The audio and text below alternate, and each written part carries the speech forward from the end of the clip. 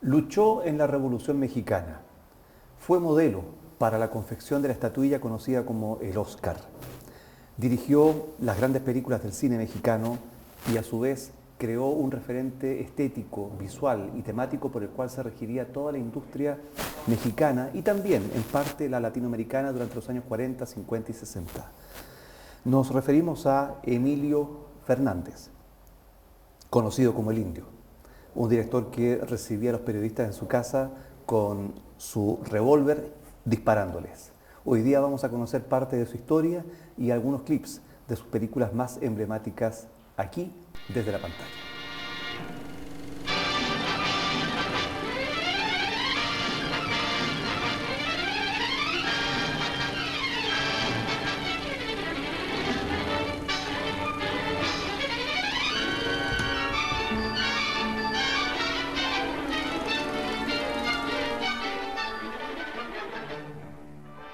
Hoy día nos encontramos con Claudio Pereira, arquitecto, docente de la carrera de cine de la Universidad de Valparaíso, director del Festival de Cine Internacional de Viña del Mar, también gestor cultural y uno de los cerebros que está detrás de esta hermosa iniciativa que se llama Insomnia, Teatro Cóndel. Claudio, bienvenido. Muchas gracias por la invitación.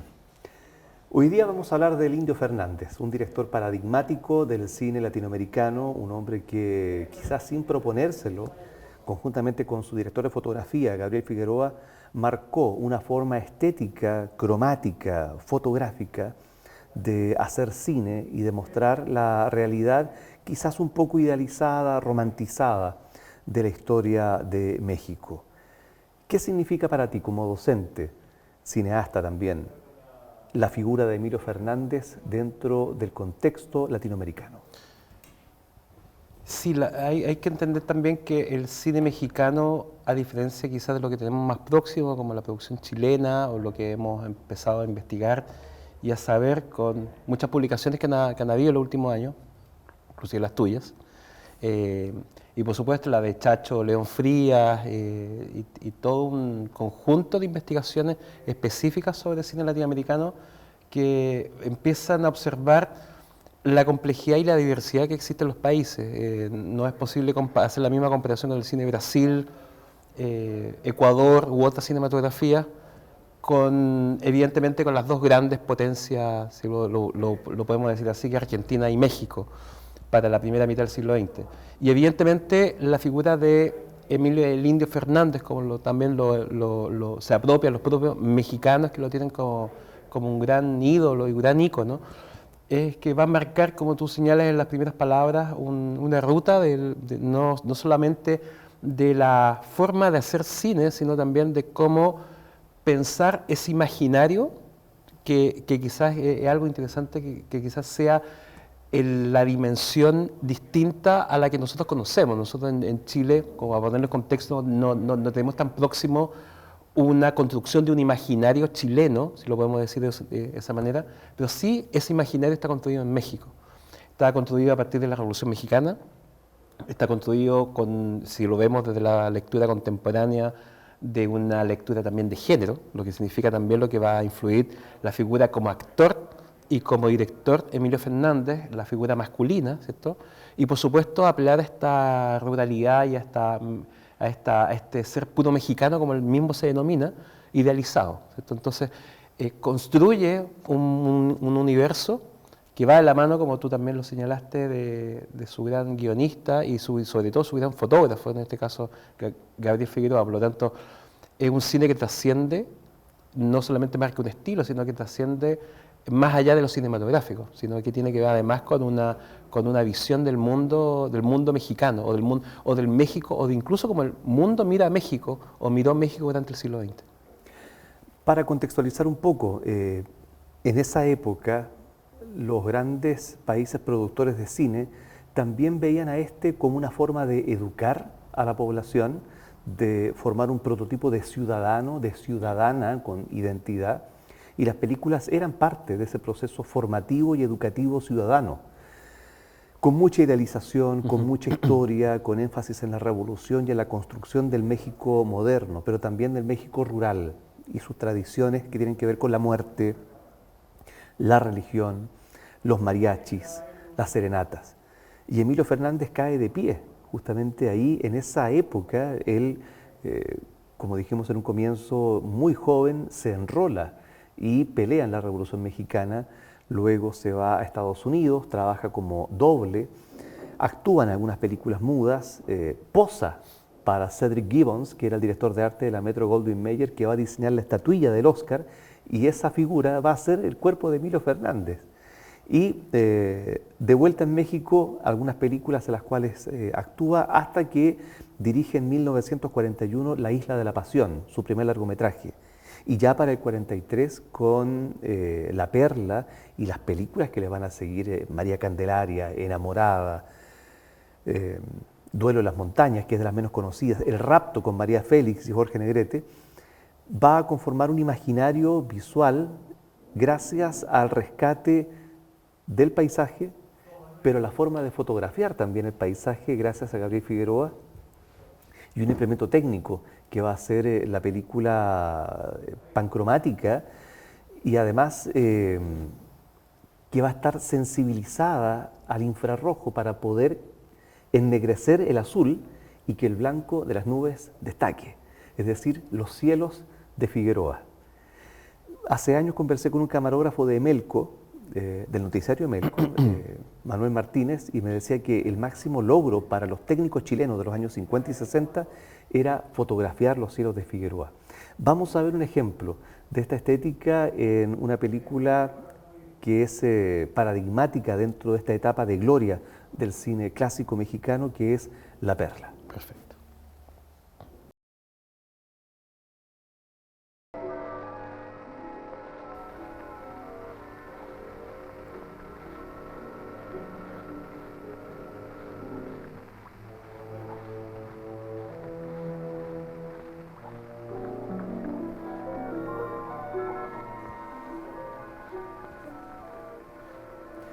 Acá podemos ver a este maravilloso actor Pedro Armendáriz, que de mexicano tenía muy poco, ¿no? Era bastante mezcla irlandesa, pero es el prototipo del niño mexicano en el cine clásico.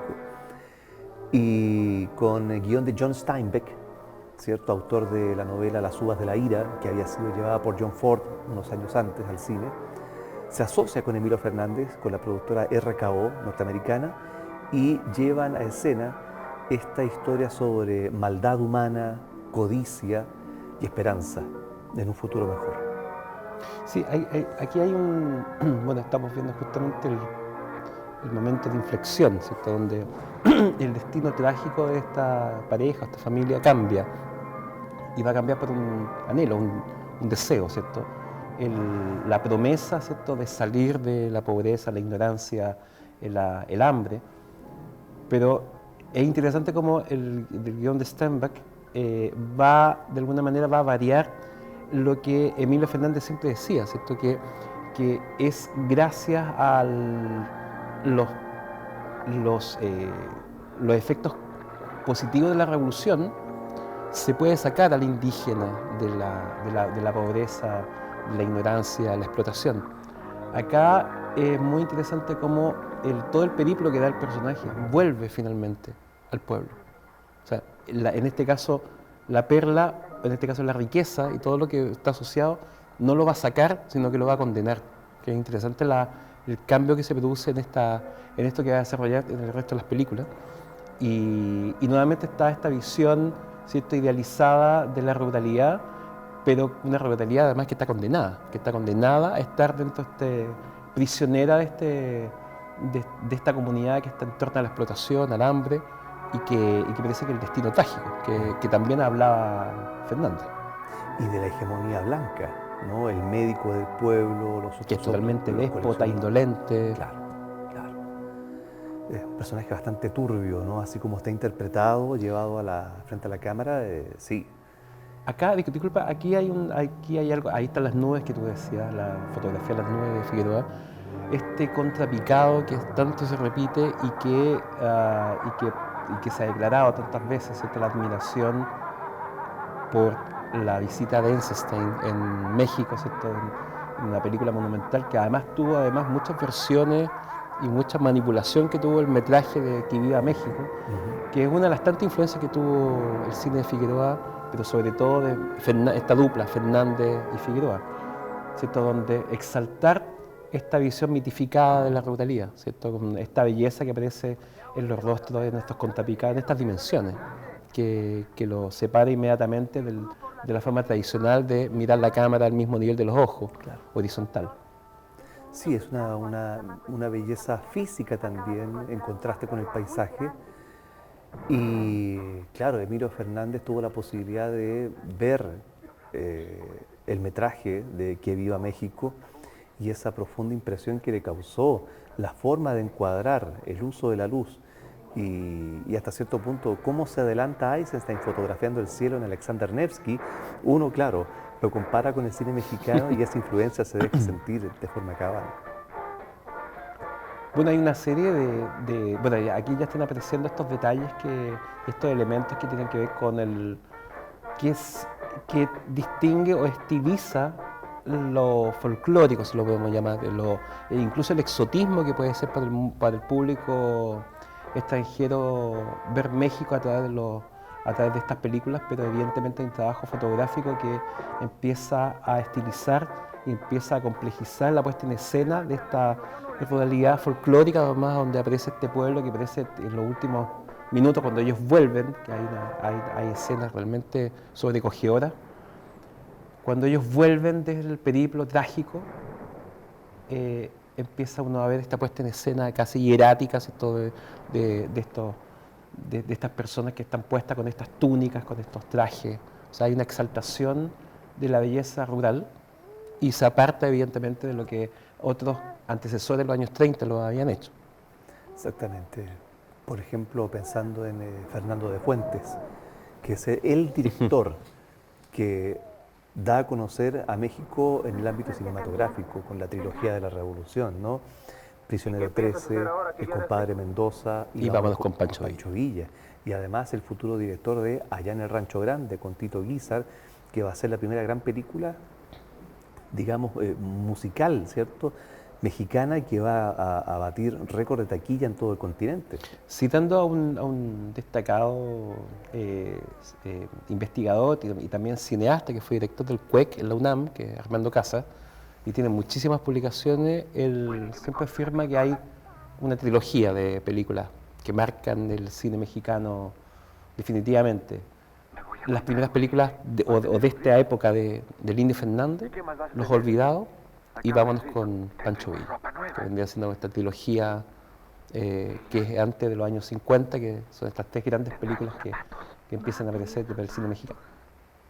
Antes de la decadencia, de la rápida decadencia, ¿no? Ya la segunda mitad de los 50, este cine de oro comienza a decaer, han desaparecido los grandes íconos, ¿no? Los referentes varoniles como Jorge Negrete, Pedro Infante, que mueren, ¿cierto?, a comienzos de la década del 50, y el cine empieza a descansar más en un melodrama muy hollywoodense. Se diversifican los géneros, cine de terror, películas de luchadores de catch, ¿no?, como Santo y Blue Demon, y también películas con Libertad Lamarque, Arturo de Córdoba, los melodramas mexicanos, que van a ser muy populares, y en algunos casos también películas de charros que van a ser adaptaciones de guiones de westerns norteamericanos llevados a México. Van a comprar los derechos de esos guiones. Por ejemplo, Winchester 73 de Anthony Mann se va a convertir en La Ley de las Pistolas, una especie de serial en los años 60. Sí, hay algo particular también de contexto, pero también de contexto geográfico, geopolítico. México, al ser vecino a Estados Unidos, o sea, tener un desarrollo cinematográfico, y no hay que olvidar que a kilómetros está el desarrollo iconográfico y mundial y más influyente y dominante y hegemónico que va a ser Estados Unidos con el cine de estudios, es que por un lado se radicaliza ciertos nacionalismos, que está presente también en el cine de Fernández, y por otro lado era muy fácil que se empiecen a emular o se empiecen a imitar formas de producción o tendencias que va tomando para el público. Entonces, no es casualidad que aparezca rápidamente después de esta era de oro, que como se va a conocer en la historia del cine en México, que van a ser los años 40, que va a ser gran parte de las películas de Emilio Fernández.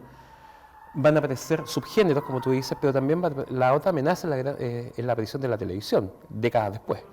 Entonces, evidentemente estamos en una cápsula temporal, si podemos decir. Estamos justamente apreciando una década vertiginosa donde se hacen muchísimas películas. El 44 se inauguran los famosos estudios Churubusco, que tienen llegan a tener 12 platós, 12 estudios. Una carrera vertiginosa, pensando que se intentaba llegar a una escala de producción parecida a la además pensando también la escala de población que tiene México. Una película por semana prácticamente. Una semana. Tiene un promedio, según el Atlas del Cine, cataloga a México entre los 40 y los 50 con un promedio 130, 140 películas. Hasta antes de la pandemia, México producía 155 películas. Ahora, no todas esas 155 películas hoy día se estrenaban en salas de cine.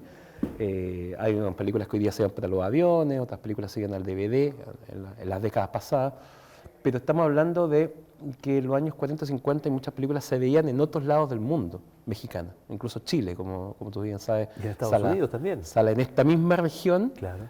Las películas se veían. O sea, había un consumo importante de películas, tanto en el mercado interno como afuera de películas. Entonces uno entiende el volumen de estas películas. Entonces también la importancia y la relevancia de Emilio Fernández a hacer una cantidad de grandes obras durante los 40.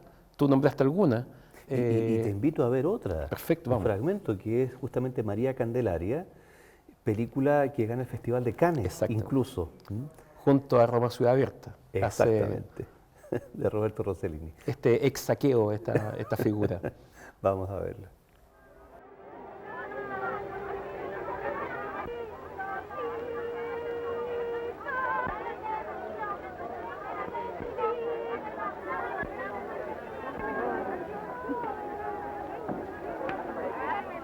Nuevamente, la belleza de la mujer es la perdición, un malentendido, un pintor que quiere retratarla, solamente el rostro, y cuando alguien descubre la pintura que él hizo de memoria, unida a un cuerpo desnudo, piensan que la India ha posado para este hombre y se desata la tragedia.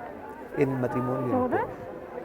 Bueno, aquí está Dolores del Río, una figura que está atada también a la vida personal de Emilio Fernández. Ella también, así como muchos actores y actrices, migran y tienen un periplo previo en Hollywood. Quieren ganarse unos pesos. Y digamos que estamos frente al grupo ya de dupla, antes de María Félix incluso, más relevantes a principios de los años 40. Y como tú dices, esta idea que va a rondar siempre estas grandes películas de Fernández, ¿cierto? Esta idea de que pareciera que el destino ya está trazado, el destino trágico de la ruralidad, ¿cierto? Donde los indígenas están no solamente condenados a la ignorancia y a la explotación, sino que además hay un destino que está trazado que por alguna otra razón va a estar condenado. En este caso la ignorancia, el prejuicio, el conservadurismo. Es interesante cómo Fernández viaja, ¿cierto? Transita en este mundo. No vemos los mismos, si bien vemos ciertos arquetipos que se repiten, como tanto físicos como lo vamos a ver del personaje masculino y femenino, la posesión de la masculinidad ante su mujer, ¿cierto? Esta idea de la posesión, pero también la idea del sacrificio, la idea del destino trágico. De hecho, la película pareciera que va ahondando en la medida que vamos avanzando su filmografía en esta tragedia o en este caos que va a terminar la película. Son películas amargas que transitan entre este drama rural y también las películas de la Revolución, en las cuales incluso Emilio Fernández, una vez en los años 60, que ya no encuentre trabajo como director en México, va a interpretar papeles en películas norteamericanas como La Pandilla Salvaje de Sam Peckinpah, como el general Mapache, ¿cierto? En plena Revolución Mexicana, ebrio, ¿cierto? De poder y de brutalidad. Y también va a recrear ahí esa condición trágica de sus personajes. Tráigame la cabeza de Alfredo García, también de Sam Peckinpah, con ese pequeño papel al comienzo. Entonces Fernández, podríamos decir que reúne en sí mismo esta figura histórica, trágica, repite sus personajes, repite sus historias, aun cuando él no dirija. Sí, hay un dato que a propósito de María Candelaria, que además tiene un subtítulo Xochimilco, que es una región, es una zona de México y que está profundamente marcada por la población indígena. Xochimilco es una parte de río acuática, la Ciudad de México está sentada sobre un lago.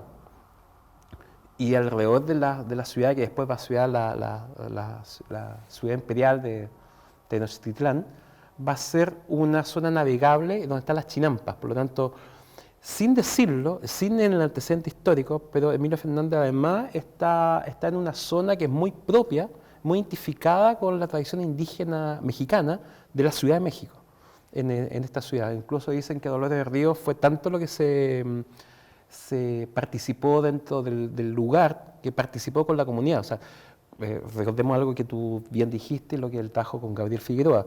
No son películas de set, no son películas de plató, Claro. este grupo de películas, donde hay una búsqueda intencionada del paisaje y del exterior, y sobre todo potenciar, y entendiendo que esos exteriores tampoco están producidos, sino que estamos hablando de películas de hace 70 años, por lo tanto hay cierta diferencia que hoy día todo eso está urbanizado, por lo tanto es una parte extramuros de la ciudad, es una ruralidad existente, por lo tanto es interesante como además hay una intención de poner en valor, como se diría hoy día, aunque sea de una manera inocente, mitificada o incluso idealizada, como lo va a perseguir este ideario de la revolución en películas como Río Escondido y todos estos discursos que con su guionista, ¿cierto?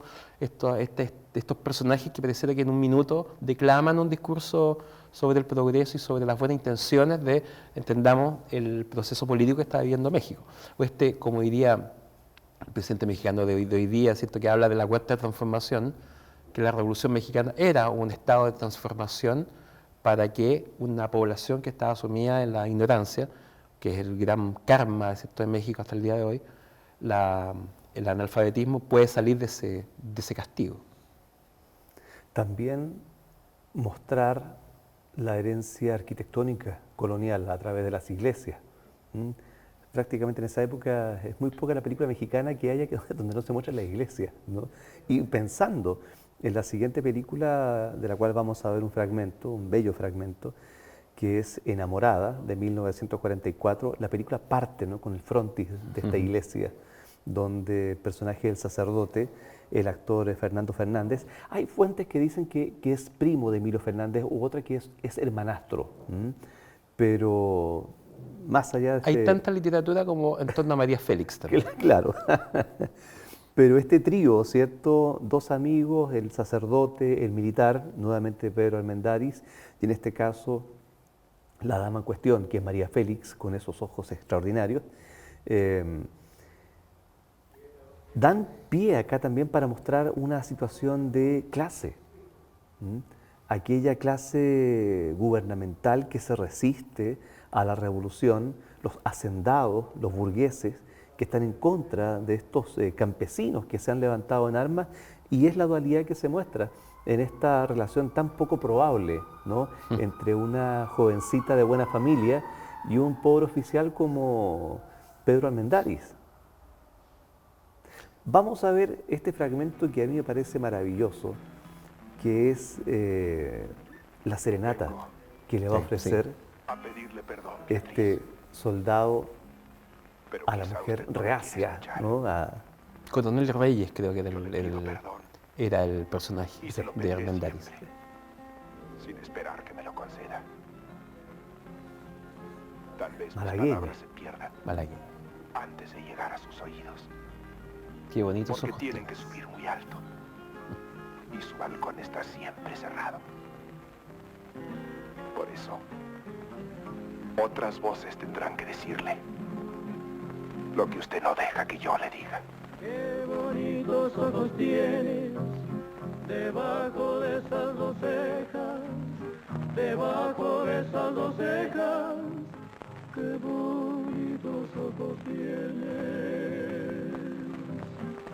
Ellos me quieren mirar, pero si tú no los dejas, pero si tú no los dejas, ni siquiera parpadear.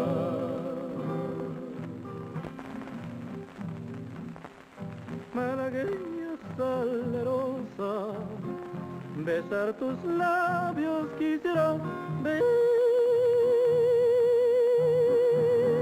tus labios quisiera, malagueña salerosa, y decirte, niña hermosa, eres linda y hechicera, eres linda y hechicera, como el candor de una rosa. Y decirte, niña hermosa, que eres linda y hechicera, que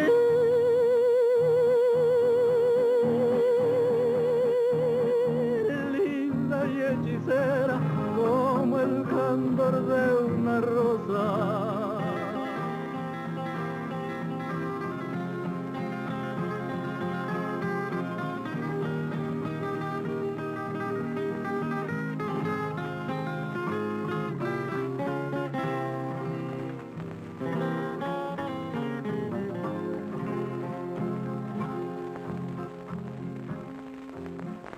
Si por pobre me desprecias, yo te concedo razón, yo te concedo razón. Si por pobre me desprecias, yo no te ofrezco riquezas, te ofrezco mi corazón, te ofrezco mi corazón, a cambio de mis pobrezas.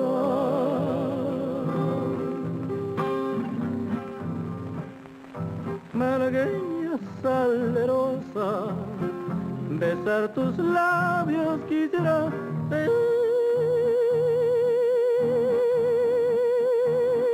besar tus labios quisiera, malagueña salerosa. La Doña, decirte, niña hermosa, apodo derivado de su participación en la película Doña Bárbara, ¿no?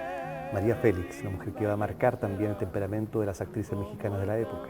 Bueno, justamente en la secuencia que estamos viendo aparece el virtuosismo y el trabajo de la fotogenia que hace Figueroa, casi como esculpiendo el rostro de María Félix.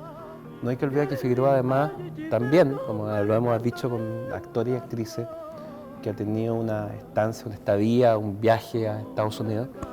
Él recabó con Citizen Kane, es colaborador del director de fotografía de Citizen Kane, Greg Toland. de Orson Welles.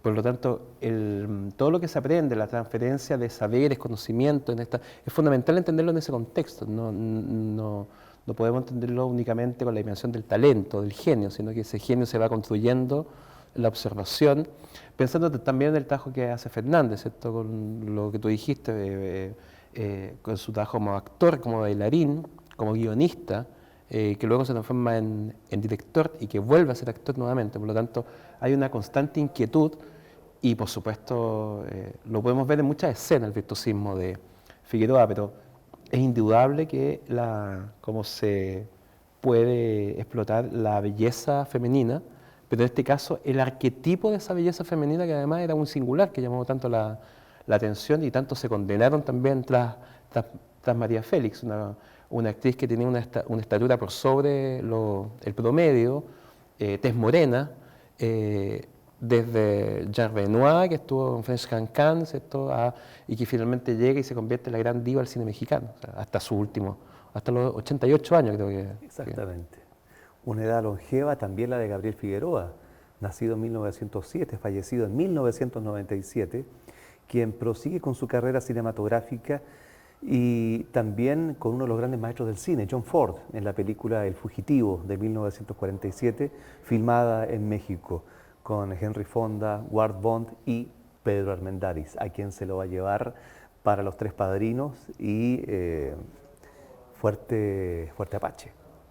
Dos maravillosas películas que tienen también cierta influencia de la fotografía de Gabriel Figueroa. Y ya que estamos hablando de él, uno de los personajes que ha tenido la mayor influencia, vuelvo a recalcar eso, en el concepto de la fotografía, prosigue su carrera, ya sin Emilio Fernández, con otros directores, en este caso Roberto Gabaldón, en dos películas extraordinarias, Macario, y la otra es El Gallo de Oro, de 1964.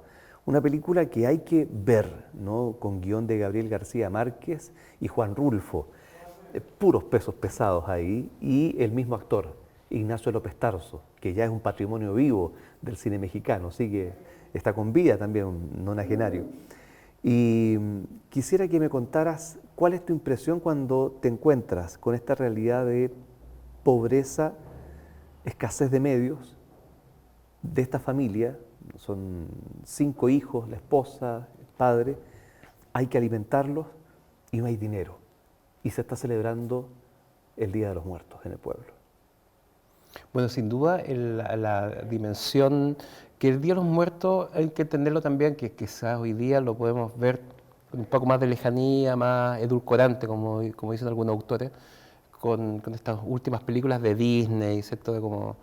Pero el Día de los Muertos es algo que está internalizado en la ruralidad y fuera de una tradición que va más allá del estereotipo impuesto por la industria. O sea, no es Halloween, no es una festividad que se celebra un día en específico, sino es algo que está internalizado culturalmente, que es muy difícil de erradicar.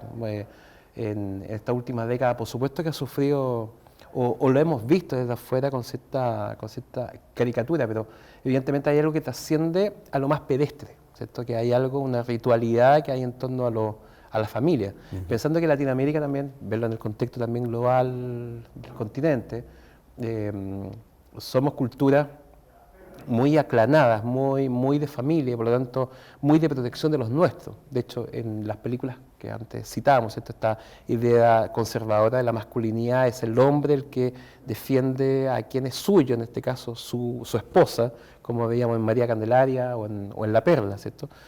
Pero evidentemente en Macario aparece una dimensión que había estado presente, incluso había estado de alguna manera con las calaveras, había estado en Viva en México, pero evidentemente en Macario aparece esta complejidad que está increíblemente fotografiada, observada, no solamente un tema técnico, sino observada por Figueroa, que como tú dices podría ser una filmografía en sí mismo, ¿cierto? Más allá, no depende únicamente de Fernández, sino que va con Gabaldón, por ejemplo, otro gran director, y aparece esta película que sin duda estremece, ¿cierto? La puesta en escena, y aparece esta mezcla de folclore, ritualidad,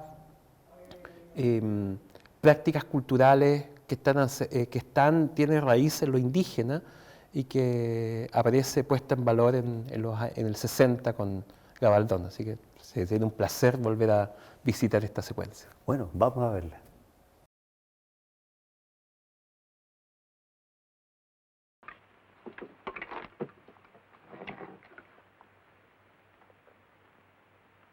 Yo quiero más. Yo. ¿No me da usted? Yo también. Deme usted aquí. ¿Qué no me va a dar?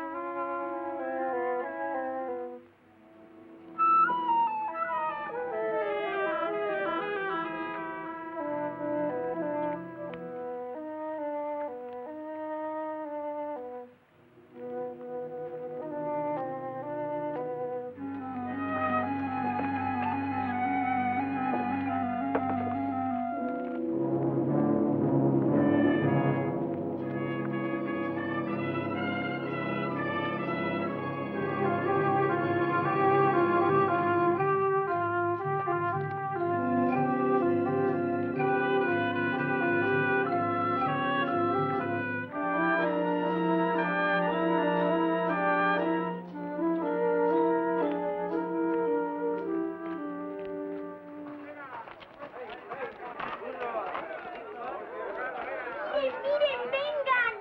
¡Es bonito! ¡Cuánta comida! ¿Todo eso se van a comer los muertos? ¿Y si me muero? ¿Puedo venir a comer aquí? No, hijo. Aquí nada más comen los muertos ricos. Los de nosotros comen en nuestra ofrenda. Entonces mejor no vengo.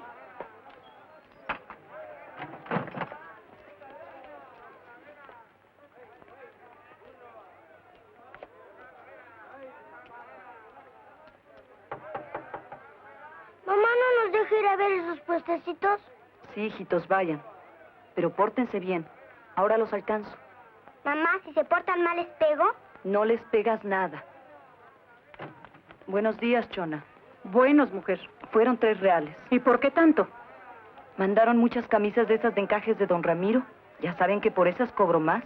Tú siempre hayas cómo cobrar más. A ver qué dice doña Eulalia. Oye, que no se le olvide darme mi calavera. Doña Eulalia decía hace un rato que los muertos no tienen por qué ser pretexto para pedir dinero. Pero a ver si te lo da, ¿eh? Voy a decirle.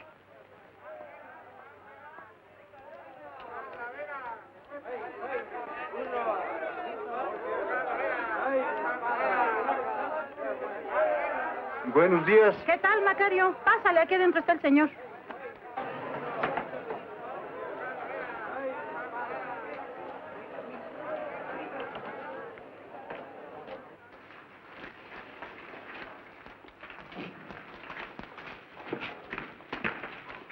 ¿Qué tal, Macario? Espérate un momento, porque hoy la muerte nos da mucho trabajo. ¿Cuántas velas, eh? Pues ya ves, hoy no alcanza. Son malos muertos. No vas a comprar las tuyas. A ti te las dejo más baratas. Pues no, gracias, no. Haces mal, Macario. Hay que tener más consideraciones con los muertos, porque pasamos mucho más tiempo muertos que vivos. Total, en esta vida, todos nacemos para morirnos. ¿Y qué ganamos aquí? Algunos gustos. Y a veces ni... Cuando vemos estas películas, sentimos realmente, no sé si una influencia, pero sí una inspiración para ciertos directores sudamericanos, pensando específicamente en la película Ánimas Trujano, que comienza con el velatorio de un angelito, ¿cierto? Donde actúa ahí Toshiro Mifune haciendo de indio mexicano, el maravilloso cinemascopio en blanco y negro. Pero también cuando vi esa secuencia, vi planos, vi una construcción muy similar a este ritual del angelito que existe en Largo Viaje, de Patricio Caulen. O sea, nuestros cineastas también se alimentaban de estas estéticas y temáticas propuestas por el cine mexicano y argentino. Sí, hay una... Hoy día quizás estudiar historia del cine, quizás a diferencia por la poca además diversidad y cruce, hoy día uno puede hacer esos cruces y uno puede entender más esos trasvasijes, esa transferencia que hay. No se trata ni de plagio, ni de copia, ni de homenaje, todos estos inventos que hace la propia industria para homenajearse a sí misma, sino uno puede entender como, evidentemente como saberes. Eso es lo que hace Figueroa, a entenderlo con esta ruta que hace con participar en quizá un monumento de película que es Citizen Kane de Orson Welles, y uno puede entender también cómo eso también se traspasa a otra cinematografía. Estaba pensando también como la violencia, por ejemplo, el tratamiento de la muerte va a estar presente de una manera muy distinta 10 años después o 13 años después, cuando ya hay un cierto giro, ¿cierto?, en la cinematografía mexicana, donde hay un despegue hacia otro tratamiento, pensando en Felipe Casals, por ejemplo, película como Canoa, una película fundamental por la violencia que expone, también en una ruralidad, en un pueblo, sumido en la ignorancia, en este caso en el poder, además está con un contexto político. Pero evidentemente son películas que no se pueden ver aisladamente, entonces evidentemente uno puede ver este rescate de la ritualidad, incluso la violencia, como puede estar tratada o controlada en estas películas. Esa escena que recién vimos, por ejemplo, del plato de comida, uno puede perfectamente asumir una película soviética también, de las primeras, con esta evidenciar lo que significa el dramatismo del hambre, pensando en Nelson Pereira dos Santos, en Vidas Secas, por ejemplo, que desde otra lógica, en el Cinema Novo, habla de la desesperación. Esto no es un saber que hay escasez, sino la escasez significa hambre y significa muerte al otro lado. Entonces, en Macario, esa escena y luego la escena de la ritualidad en torno a la muerte no está hecha inocentemente o no está arbitrariamente puesta, sino que no solamente la muerte es algo que constituye parte de su cultura estructural, pero también la muerte tiene la otra dimensión que es, podemos llegar a tenerla antes de tiempo, producto del hambre, producto de la pobreza, de la miseria. Entonces creo que películas, si bien no son películas militantes, como vamos a encontrar unos años más en Latinoamérica, como por ejemplo la del Cinema Novo, pero sí son películas que están diciendo, poniendo que ese hambre y esa escasez existe, es brutal, y hay niños que se van a morir si es que no hay un plato de comida. Sí, de hecho, para citar unas cifras, ¿no? Hay un documental de Peter Schumann que se llama Cine en Oposición, años 70. Cada 54 segundos muere en Latinoamérica un niño menor de 1 año por desnutrición y otras enfermedades. Y cada 2 horas muere un adulto también por alcoholismo u otras enfermedades más. Es decir, indirectamente estas películas nos están indicando un camino que va a seguir el cine latinoamericano de los años 60, los nuevos cines, y películas que quizá no se lo propusieron de esa forma, ¿no? En esa época, pero sin duda alguna plantearon las rutas que nuestras cinematografías de bajo costo, subdesarrolladas, tenían que seguir para que la población se reencontrara en la pantalla. Claudio, quisiera agradecerte tu presencia. El tiempo siempre es tan escaso para hablar de cine. ¿Ah? Es siempre tan escaso el tiempo para hablar de cine cuando no... Sí, bueno, los formatos que no permiten profundizar, pero nos comprometemos a hacer un programa sobre los nuevos cines latinoamericanos. Perfecto. Yo sé que anda un poquito resfriado, así que con mayor razón te agradezco el esfuerzo que has tenido en acompañarnos hoy día para hablar de estos maestros de la luz, de la historia, del hambre, de la revolución, como Emilio Fernández y Gabriel Figueroa. Ha sido un placer. Y nosotros nos encontramos en otra edición más de Desde la Pantalla. Que esté muy bien.